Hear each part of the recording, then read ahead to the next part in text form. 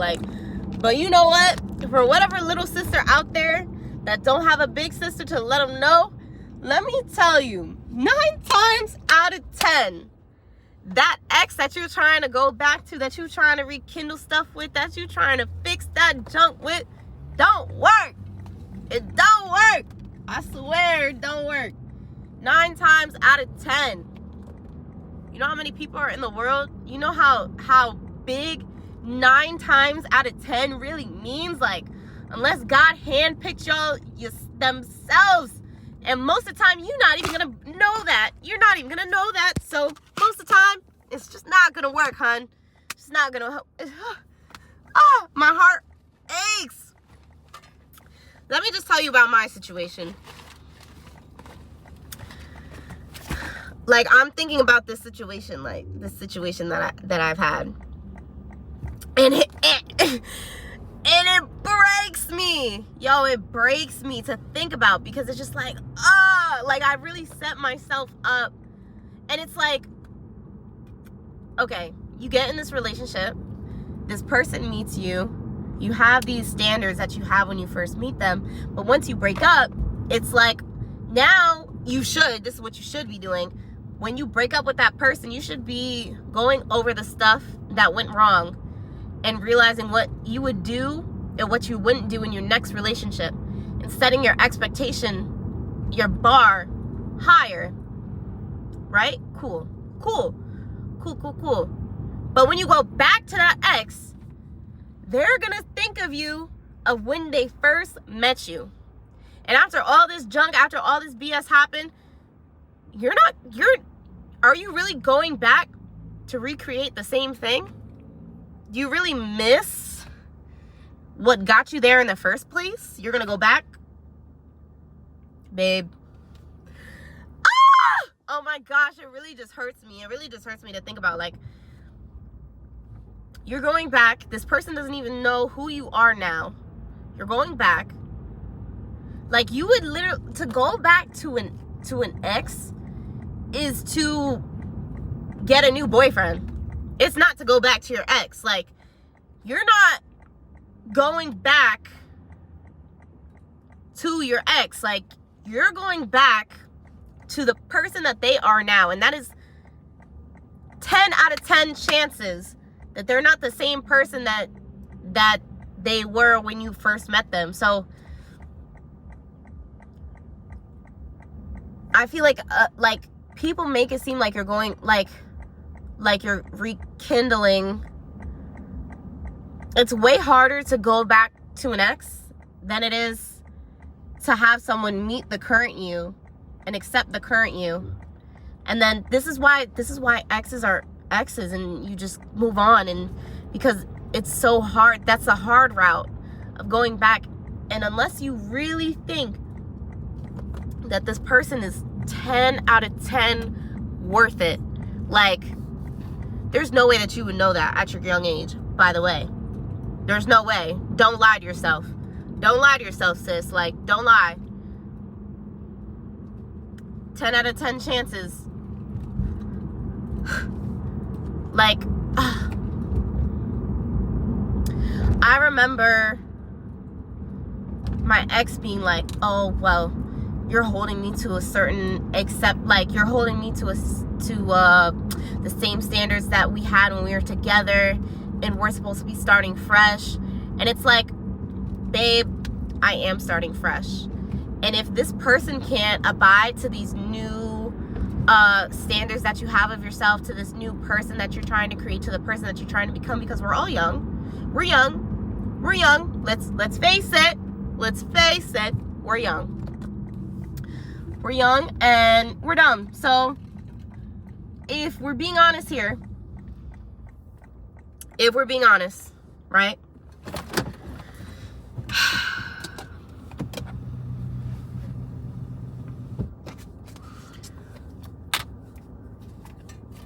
We're constantly changing, and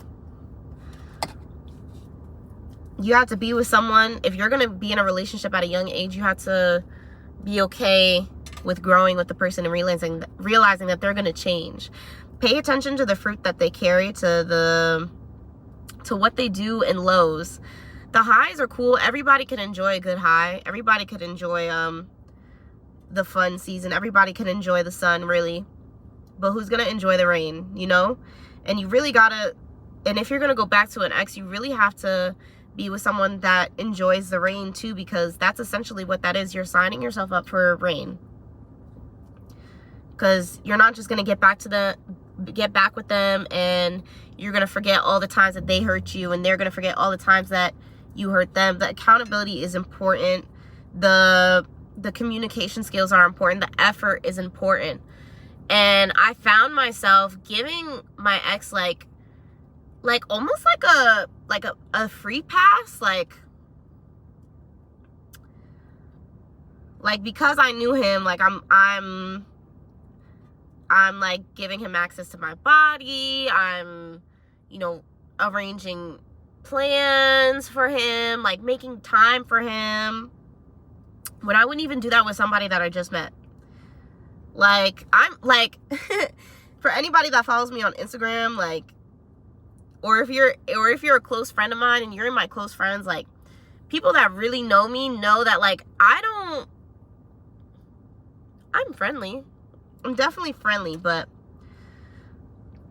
when a man oversteps my boundaries set really quick. Let me just say it like that. And it gets straight to the point. Like, some people consider it as rude, but sometimes, like, being too nice about it, you could kind of tell which person is gonna, like, you would kind of tell who's gonna take the no, right? And, you know, obviously, you know, try to be nice about it, but then know how to sternly say no, sternly let them down, and just walk away. I think I'm, like, kind of known for that not known for that, but I think that's what my friends know me as. I should at least say, because I don't really go around saying that, because, like, I'm not a bitter female. I'm not a bitter female, but when a man lusts over you, it could get a little annoying at times, and I think that is when my flesh kind of come out just a little bit, and I'm just, you know, it just delivered, and it's like, if I'm not accepting this behavior from a stranger, and essentially I'm supposed to be re-meeting you, why am I giving you benefits that I wouldn't even give a new person? Like, this isn't even the person that I'm trying to be. This isn't the expectation that I'm setting up for myself, for a partner, for my family. Like, this isn't, nothing about me lowering my standards for you is beneficial long term. And I found myself, and when he said that, when he was like, oh, like, you're holding me to an expectation, like, babe, I hold every man to this expectation. And I had to realize that. I was like, dang. First of all, I had to recognize that I'm proud of myself for the new bar that I set, in the fact that I could ask for something that I know I could give back. I know it. Whether that person wants to believe that or not, that's up to them. That's whether they're ready to receive love or not. And if you're not, then it's like, why are we even talking? And then the conversation gets cut short. So it's like, it kind of resolves itself when you have higher expectations. But it's definitely lonelier. I could say that it's definitely lonelier, because you don't have a roster. You're not fiending to go on dates. You're not fiending, like, I haven't even seen Sinners yet, and I feel like everybody and their moms have seen Sinners, and I just I saw a post and it was like, dang, you must be really single if you haven't seen Sinners yet. And that's why I brought that up, because, like, for real, but we happy to be here, you know. And it's a different type of happiness to be like that. But yeah, I was driving and I was just thinking about this conversation, and it just made me, like, I think him saying that kind of, like, snapped me back into reality. Like, although you're not right, you thought you ate, but you're not right. You're not right. It's like, nah, babe, you you meeting this new standard I set up.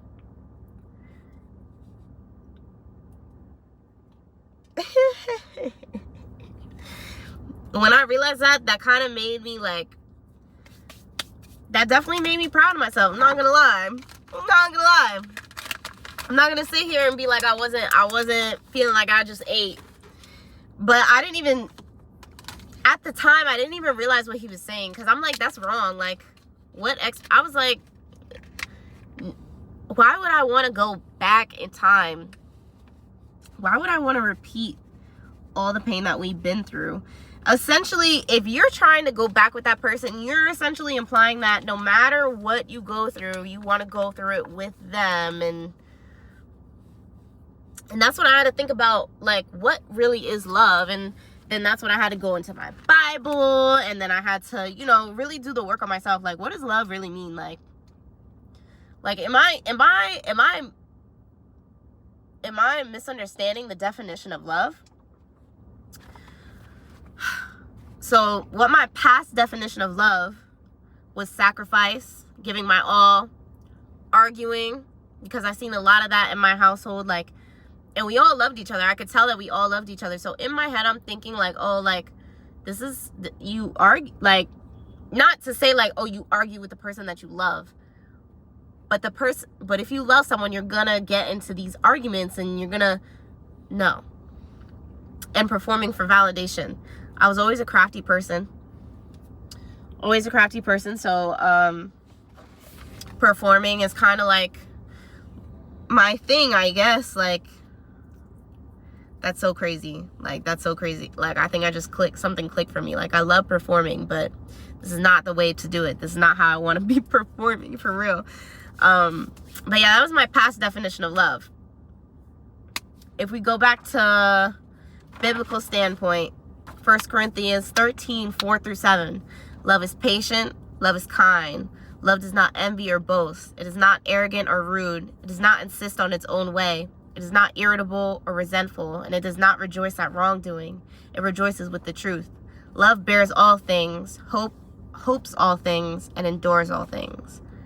Love is the answer to all pain. My takeaway from that verse: what better practice would you need to show fruit of love when you do it to someone you love? It may be hard at times, but if you can't respond in love, don't respond at all. Respond rather than react. Love is soft, even when it is fierce.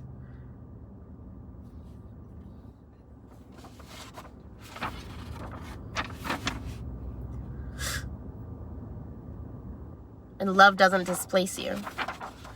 It's so crazy to think about. Like, I really had love, like, it kind of makes me more excited for my next relationship because I have a better understanding of love, but it also makes me like feel bad for the past relationships that I've been in. But also it goes back to that shame thing. Like, I didn't know better. I really didn't know better. But so my new definition of what is love: love is patient, love is kind, love doesn't envy, love doesn't boast. Love rejoices in truth. It doesn't rejoice in sin. Love isn't narrow-minded. It isn't irritable. It isn't resentful. Love has no fear. That's in 1 John 4:18.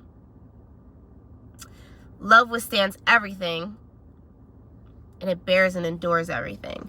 Love is hopeful. Love is sincere. Love is sincere. Romans 12:9-10. Love is glue. Love is what binds everything together. Colossians 3:14. Love, essentially, all in all, is God. And anything outside of this is not love. And like, I had to think about, oh, but what about this? But what about this? But what about this? Girl, does it say it in the Bible? Why are you trying to do your little add-ons? Does it say it in the Bible or not? To say that it's patient is to say that it doesn't rush. To say that it's kind is to say that it doesn't pick on you. It doesn't, there's arguing and then there's communicating. Of course, arguing will happen time to time. That's a normal thing. But consistently, no. Love doesn't envy. That means it just gives out. Love doesn't boast. It's humble. Rejoices in the truth. Doesn't rejoice in sin. Love isn't narrow-minded. It's not just one way. It's being accepting of the fact that there are not other ways to do it, but there is someone other than yourself to care about.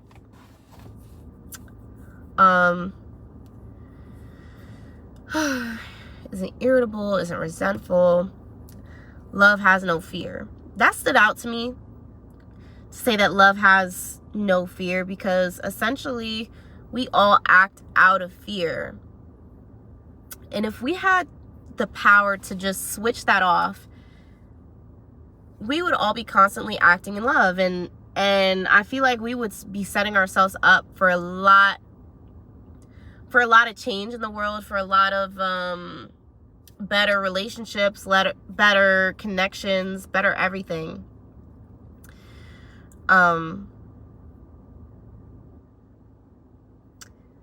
It's so funny. Love has no fear. If love is God, he doesn't fear anything. So why would love be fear? Why would love be fear of abandonment? Come on now. Come on now.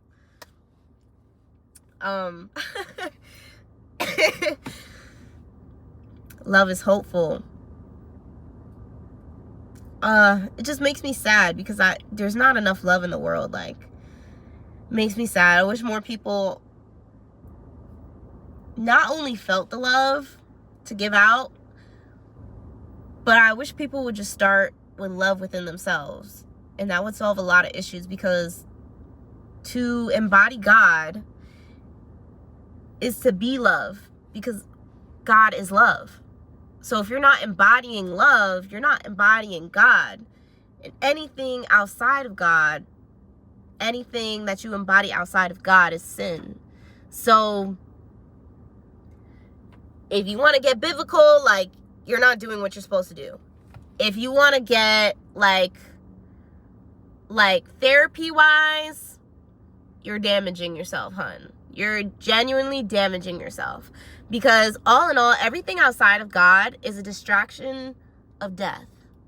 Really, like, it really is just a distraction of death, and it just continues to fill yourself with doubt and shame and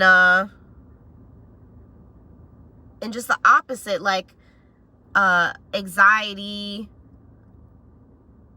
bitterness,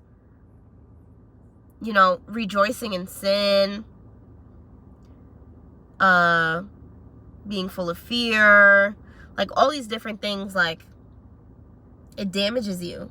And anything that you continue to do for a certain amount of time, I think the time is like 7 to 14 days, somewhere in between that timeline. Once you're doing that, you create a habit. And it's way harder to destroy a habit than it is to make one. So just be a little bit more hyper aware of what you're choosing to put on your plate, what you're choosing to indulge in, what you're choosing to listen to, and really give yourself the discernment of whether, advice is really for you. If it puts a pit in your stomach, that's not bubbles, girl. That is not, what do they call it? Butterflies? No, girl. That is your discernment. Run. Run. Run. Run. I don't know what else to say. Like, from big sister to little sister, once you start embodying love, you'll start to be able to recognize who's acting out of love more. Like, once you start reading the Bible more, you'll be able to not only save yourself from certain situations, to not have to go through what I'm going through. So, like, you're not out here making a video at 22 years old about how to not go back to your ex. Like, learn now so you don't have to do it later. You know how people be saying, like, go to college, get it over with now, so then you don't have to deal with it later? Girl, deal with your mental now, so you don't have to deal with it when you have kids, when you have a husband, when you have a whole bunch of people that are relying on you to do what you gotta do. It's already hard being a woman.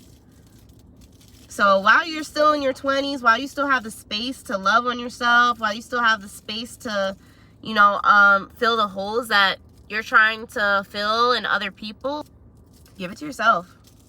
Go outside more. When you're doubting yourself, do an everything shower. When you're doubting yourself, do a face mask. When you're doubting yourself, pray. When you're doubting yourself, get on your knees. When you're doubting yourself, fast. Ask for clarity. Ask for pruning. Ask for God to remove anybody that is hindering you from the path that he's trying to bring to light to you. Don't make this process longer than it has to be. Don't make it harder than it has to be. In my last video, I was talking about how God, he didn't intend for us to have to go through pain to receive his good doings. But because of Eve messed up. She messed up, y'all. She was deceived. Don't be deceived, y'all. Don't do it. Don't do it. I swear. She was deceived, and now we have to go through hard birthing processes. Now we're going to have painful births as women. Man is brought through pain. Oh my gosh, I just realized that. Man is brought into life through pain. But we call it beautiful. It's a beautiful thing because on the other side of this painful process, there's life. There's rebirth. There's innocence. There's room to create healthy patterns, room to grow this baby out of love so then they could grow like birth after birth after birth after birth through pain at the other side. What did they say? Pain always comes bearing gifts. All rain is followed by flowers. Don't ask for flowers if you can't handle the rain. Don't ask for the gift if you don't want pain to bring it to you. Like, I feel like you get what I'm saying. 23 minutes of me talking about this, but honestly, this thought process that I had with this past relationship that I had made me realize that I'm not the only person going through this, and there's a lot of women that have to come to realize this on their own. And I'm just trying to give you the sauce. It's too much. It's too much. It's too much crying. It's too much back and forth. It's too much going back. It's too much signing yourself up to get hurt again.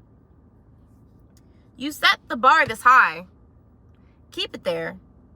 9 times out of 10, your ex can't even handle that.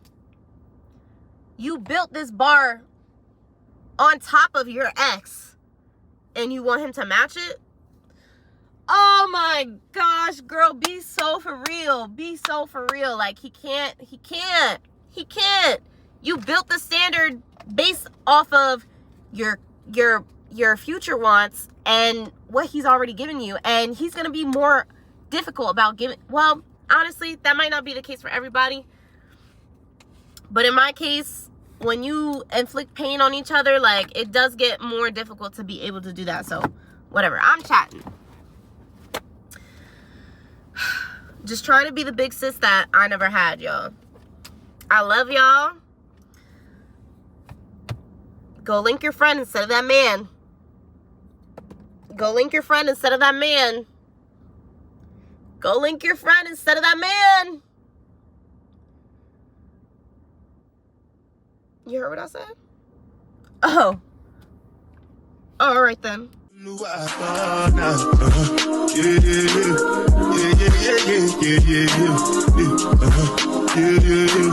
Yeah, yeah, yeah, yeah, yeah, yeah, yeah.